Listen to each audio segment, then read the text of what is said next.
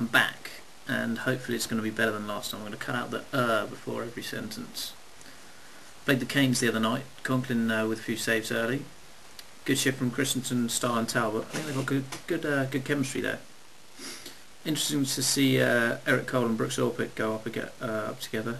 I'm doing it again, sorry, I just can't help it. Brooks looked a little bit fight rusty actually, and talking about rusty, Malkin had a bit of a moment early in the game there.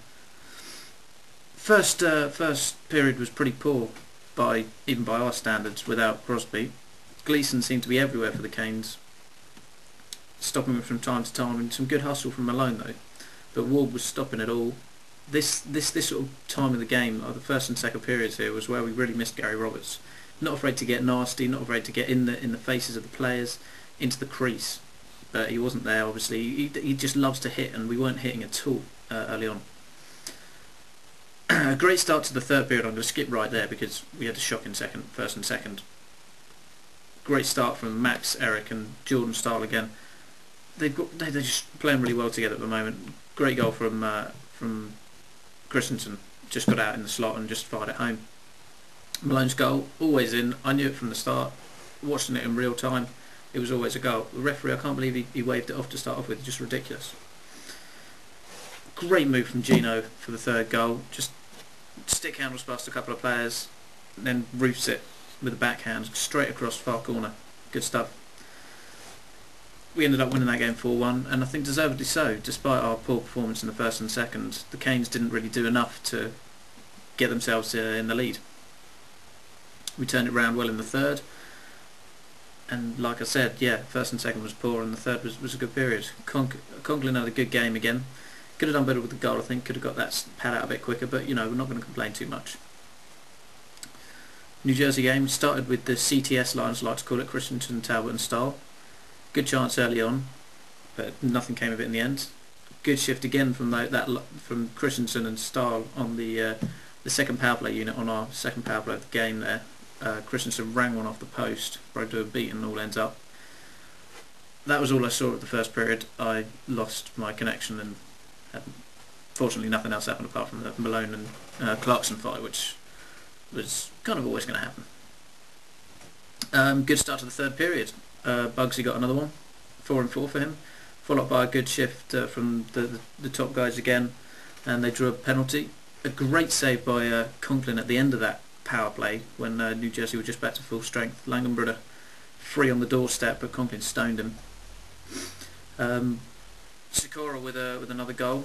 Brodeur might think it was probably a little bit soft. It deflected in off the Devils defenceman. Congratulations to Sikora though, 600 point in the NHL. Should have been 3-0 straight after that, with Starr with a great chance to convert 2-on-1, but he didn't. Got a few lucky breaks actually during that third period. Conklin with a lot of shots just flying off his glove, which has happened in the last few games, but he's got away with it, and he kept getting away with it. With the crowd on the Devils' back though, they were on the power play. They had a pretty poor power play.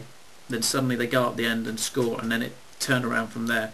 Starr had a chance right off the back of that goal, but Brodeur again saved it. Game just kind of ebbed and flowed there. It was a really good game from there on. The atmosphere was up. Talbot and Starr combined to get a 3-1 lead, but then Eliash with a Malkin-esque move. I know he's older and been around much longer and got a better reputation, but it was Malkin-esque, just the way he glided into the slot and just fired it home off Letang, which is unfortunate. That happened to him the other day. I think it was against Atlanta. Shot went in off him. 3-2, and then it's all Devils from there really. They got the equaliser just 30 or 40 seconds later. Clarkson with the goal there. Chance for Jordan Starr late on in the 4 and 4 with Armstrong and Wisniewski in the box. Could have had a hat-trick tonight. He couldn't put it away. He only had one.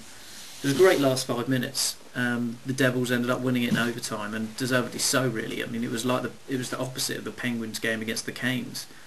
Although the Penguins, rather than unlike the Canes, we basically dominated the game and had those leads up until we started playing, or up until the Devils started playing well. But the Devils just a little bit too much, and Brodeur was too strong in net. it's really difficult actually. I mean, it sounds weird, but people always say it. Those leads, when you start having a team whittling away at that lead that you've got, it's so difficult to turn it back on again. You know, because you've kind of got that lead and you're almost easing up, but you don't do it consciously. And the Devils showed it. They came back and won the game. But the point was okay. But now we're three-way tie for the lead of the Atlantic. Crazy stuff. Crazy stuff. Stat of the day. Yeah, Ryan Whitney. Ryan Whitney has 15 hits this season. That's 15 hits. So, you know, get a bit more physical. He got a bit of a ribbing in the post-match press conference from Terry, and deservedly so. But I mean, I don't know why we've come to think that he might want to hit or be physical, because he's never been like that, and I don't think he's not going to change it before the end of this season. Maybe over the closed season he should have a bit of some work on the physical play.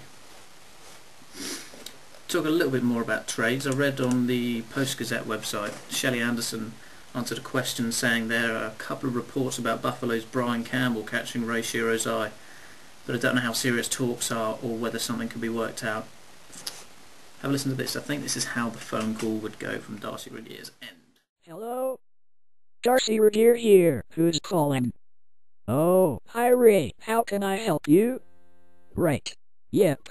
Okay. Brian Campbell? Are you kidding?